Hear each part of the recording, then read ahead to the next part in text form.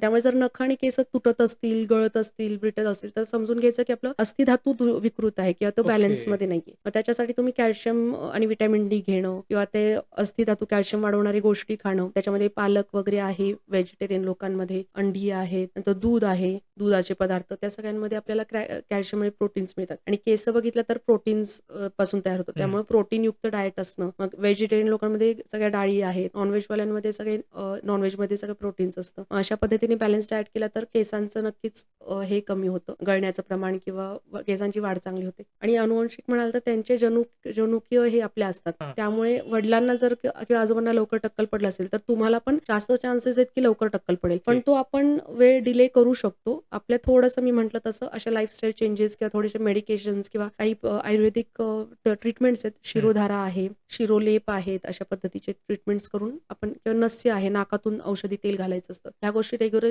Regular केल्या तरी मग बऱ्यापैकी अनुवंशिक जरी असलं तरी ते हां. आपण डिले करू शकतो.